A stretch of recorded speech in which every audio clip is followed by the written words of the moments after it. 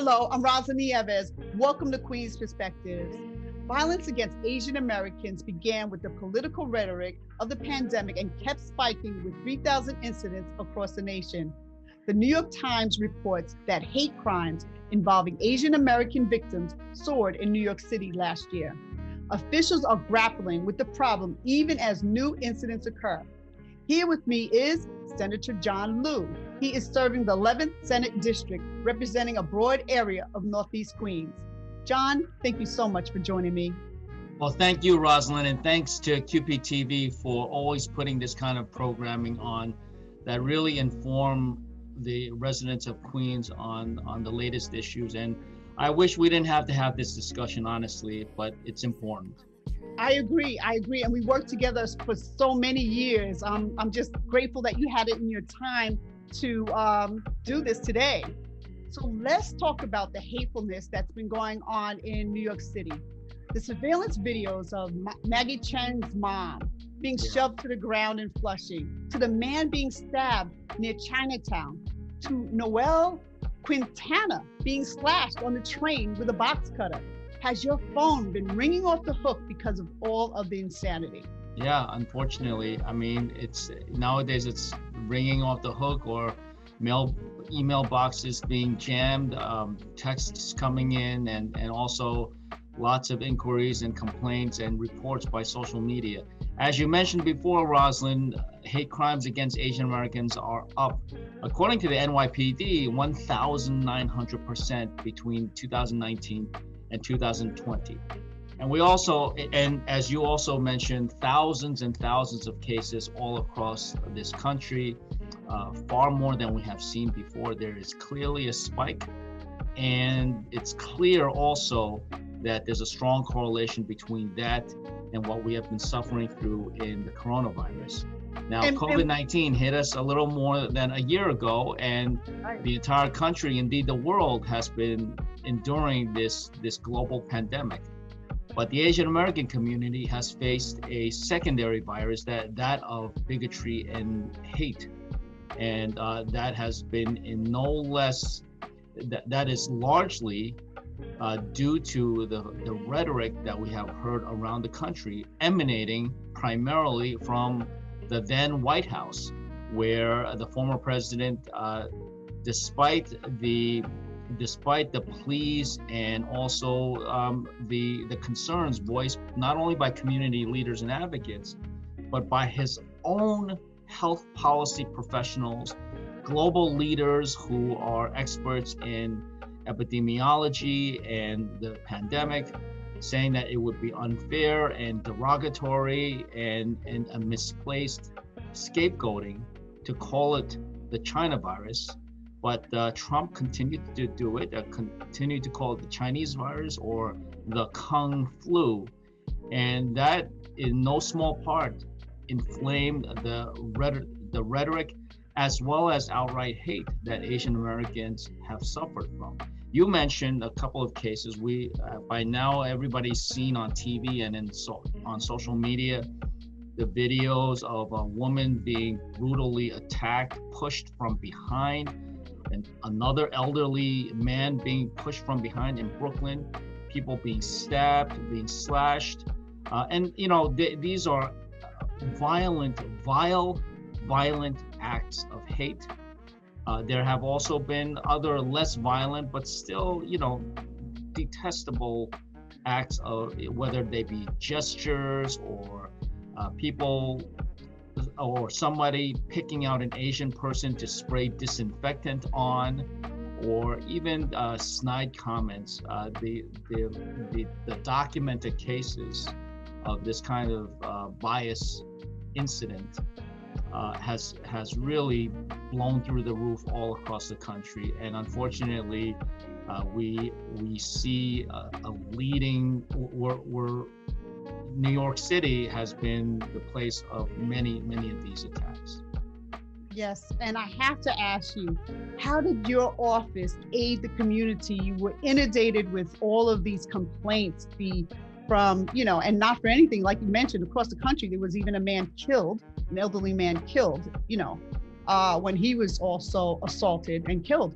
So what has your office done to aid the community in what's going on right here in New York City? Unfortunately, Rosalind, that was not the only death that we have seen from the spate of hate crimes against Asian Americans. In my office, we have contacts with the NYPD, which now has an Asian hate crimes task force, meaning hate crimes against Asians. We also provide support and assistance to the families of the victims. And more importantly, I think we also try to elevate the discussion and make sure that none of this is swept under the rugs. We all know that victims don't like to come forward, and understandably so, but we encourage people who face these kinds of incidents and attacks to come forward so that we can minimize these kinds of incidents against others. I don't mean to not minimize the importance, but minimize the number of such incidents against others. So it's about speaking out. It's about not blaming the victim. And it's also making sure that government policies specifically acknowledge and address some of these problems. Everything from what the NYPD may be able to do more of to, for example, making sure that government policies are able to reflect the need for more resources in the community. That sounds good. I agree. And I love that they put together the Asian Hate Crime Task Force. Do you think that will also assist the community in opening up to talk to the police department so that this way they can close more of those cases when they occur and close them quickly? And I have to mention, even with the case that you mentioned with the woman being shoved to the ground when Sam was Olivia Munn's friend. And when she saw the video of her friend's mom being shoved to the ground, she sprang into action and worked with the NYPD, and they closed that case in a day. Shouldn't everyone get involved and work with the police so that we can close these cases when they occur? So this way, maybe some of these things will stop when they realize that, listen, when you do these things, a lot of times it's recorded, you're going to be seen, you're going to be caught, we're going to put the information out there, and people in the community are not going to tolerate it. People on the street, they're not going to tolerate it. What do you think? That's exactly right. We can't, we don't want people to stay silent about these incidents. The more we talk about it, the more people are aware, and the more both potential attackers as well as bystanders can understand the difficulties that Asian Americans are facing in this particular period of time. And it's last weekend, as you know, we had a massive rally downtown at Foley Square in front of the federal courthouse to demand an end to these kinds of anti-Asian hate crimes. It is about speaking out. Victims in the past, victims are reluctant to speak out because they perceive a lack of response from government or potential victim blaming, where they may somehow be characterized as people who might tend to carry cash, or people who might tend not to report these kinds of incidents. We want to break through those ridiculous stereotypes and say that Asian Americans are people like anybody else. We hurt, we bleed the same way, and we also face this clear pattern of attack that no other group has faced during this coronavirus. And I also got to say, Rosalind, that the response from every community has been truly heartening and overwhelming. The African American community, elected officials to community activists, they really have been outspoken against anti-Asian hate crimes ever since the beginning a year ago, where people from state legislators to the Attorney General Letitia James to Reverend Sharpton to other clergy members in the African American community, they've spoken very vociferously against these attacks against Asian Americans. in a way similar to how Asian Americans really supported the Black Lives Matter movement that came to a peak in 2020 in the aftermath of the killing of George Floyd and Breonna Taylor. The message is very simple. We recognize that Asian Americans have been attacked and continue to be attacked. As you mentioned, just in the past week, several cases here in New York as well as in different parts of the country. But an attack against any one of us is an attack against all of us. That's right. And we all stand together, and I'm just so thankful that you and QPTV continue to highlight these kinds of issues. Thank you so much. Well, thank you so much for joining me here today. But before we go, do you have anything else that you would like to add? I wish everybody a safe passage until we can get life back to normal. Our hearts and prayers continue to go to the people who have lost loved ones. We're trying to get to the light at the end of this very long, dark tunnel. And to get us there quicker, I encourage everyone to get their vaccines as quickly as possible. They are safe, they are effective, and we need the overwhelming proportion of our community to get the shots so that we can achieve herd immunity and really defeat this COVID-19 once and for all. So thank you so much for having me, Roz. Thank you so much for joining me. Don't go away. We'll be right back after this brief message.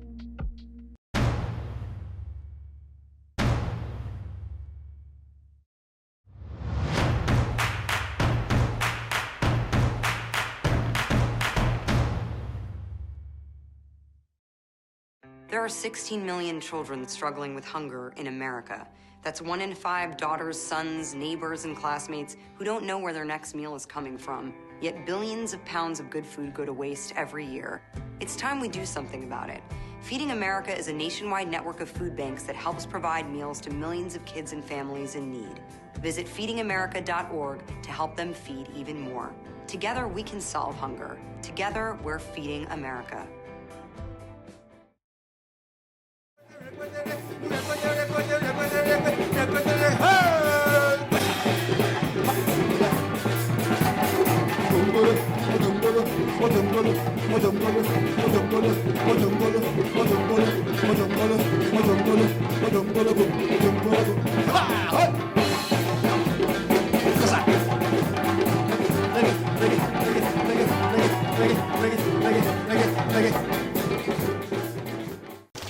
$130. Just another number, right? Think again. It can mean all sorts of bad things.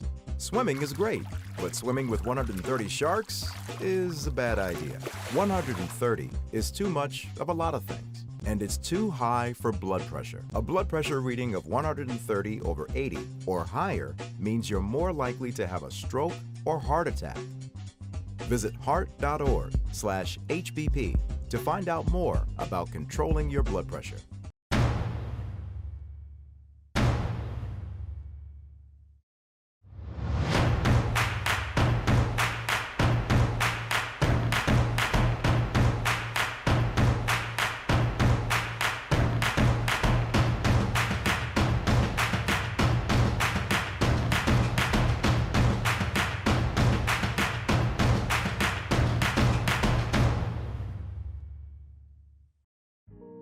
Thank you for joining us on Queen's Perspectives.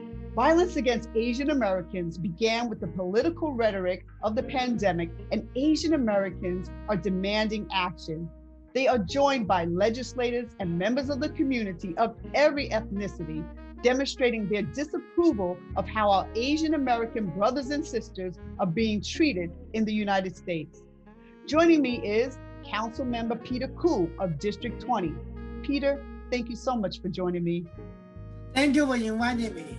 Peter, this has impacted you in every way, from helping constituents to being a victim. Tell us about it.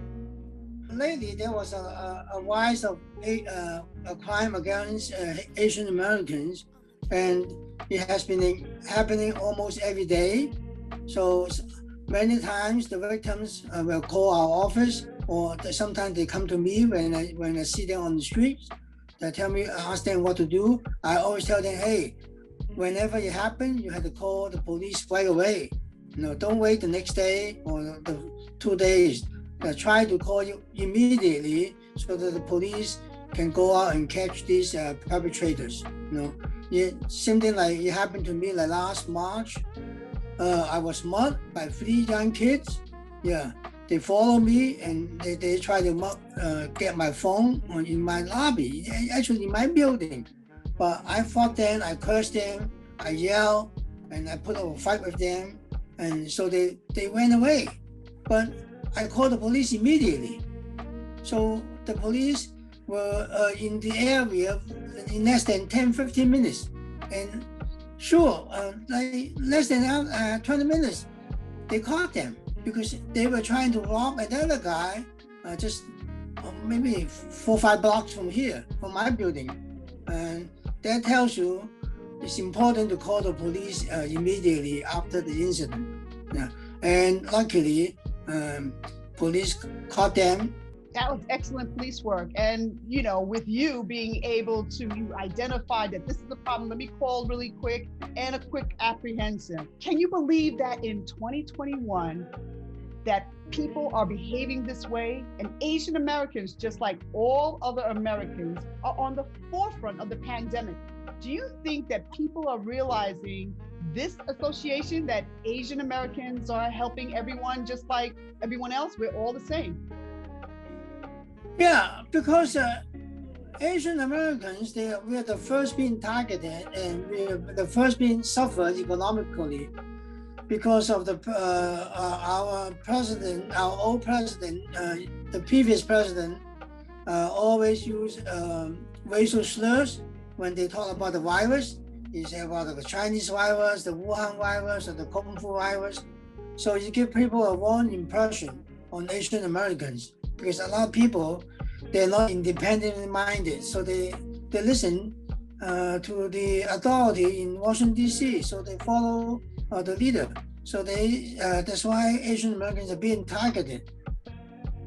Can you tell us what you are doing with the city council to bring about change?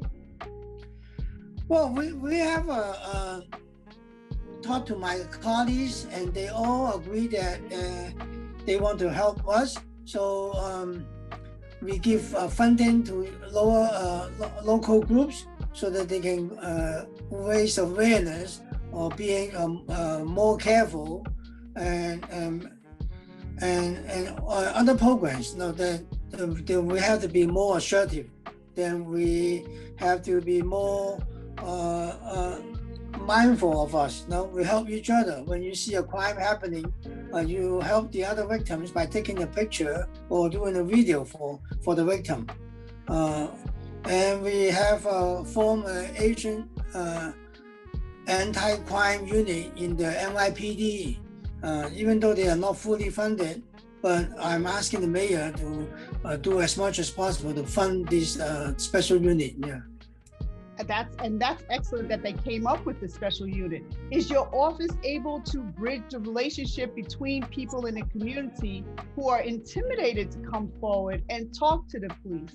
Are you going to be that bridge to, bridge people together with the police? Sure, of course, because our office speaks multiple languages, and a lot of people, especially Asian Americans, after they become a victim, they usually go to the police station. Sometimes they have a problem because the police station was busy, so they call our office and we will do translations for them, or we'll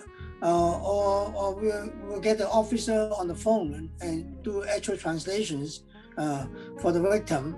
And we also remind them when they have consequences, when they receive discrimination, they can always report to either 911 or 311 or call the Human Rights Commission. We have there are special people designated to handle Asian crimes. So there are many more Asian officers in the NYPD than years ago. And as you mentioned, the NYPD added the Asian Hate Crime Task Force with Asian officers that speak at least 10 languages. What is your thoughts on that type of support? That's really good because language is very important to communicate with the victims. A lot of times they don't want to report because they have language problem, and if the police cannot speak their dialect or their language, it's useless. I mean, to use Google Translate on the phone because it doesn't help that much. So it's very important that NYPD has police officers that speak the languages of the local constituents.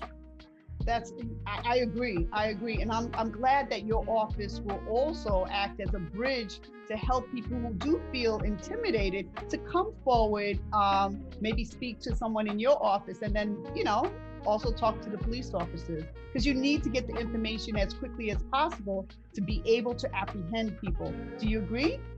Of course, yeah. And my last question, don't we need more organizations like Stop AAPI Hate in the community?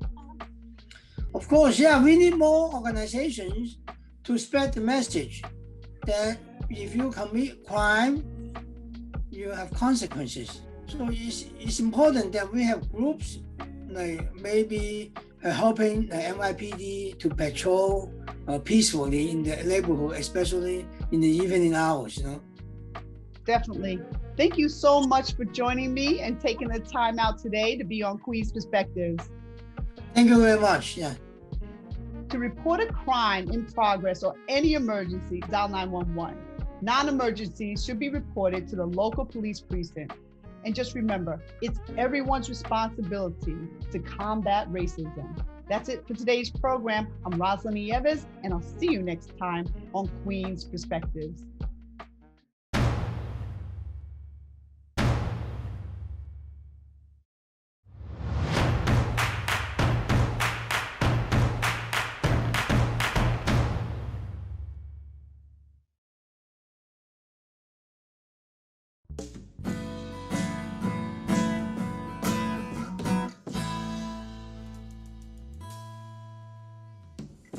Come with me, I want you to dance, dance and see. You're the most pretty blooming flower here in the room. Take my hand, step to the right, then right again. You can be free to move your body closer to me. 'Cause I like the way we dance to the music. Always a good time when we're together. Till morning when the sun comes up. So we should dance until the moon fades away. I like the way we dance to the music. Always a good time when we're together. Till morning when the sun comes up. So we should dance until the moon fades away. See the crowd, people are staring, staring now. The truth is that no one really matters when I'm with you. Feel the beat swinging around on 1, 2, 3. Who knew a movement and a moment would make us brand new? I like the way we dance to the music. Always a good time when we're together. Till morning when the sun comes. We should dance, yeah. We should dance, yeah. Hey, I like the way we dance to the music. Always a good time when we're together. Till morning when the sun comes. We should dance, yeah. We should dance, yeah.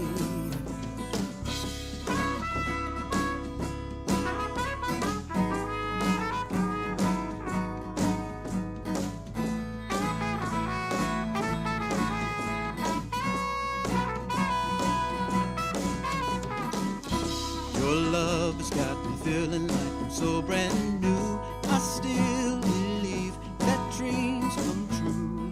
Girl, you make my heart turn around. Ooh, the way you're spinning has my walk coming down, your tender kiss, your lips, your smile. Don't ever want this one moment to end. I like the way we dance. Hey, Always a good time when we're together. till morning when the sun So we should dance, so we should dance. Oh yeah, yeah, yeah. I like the way we dance. Ba-ba-doo. Always a good time Oh, ba-ba-da-da-da. till morning when the sun We should dance, yeah. we should dance. We should dance, yeah.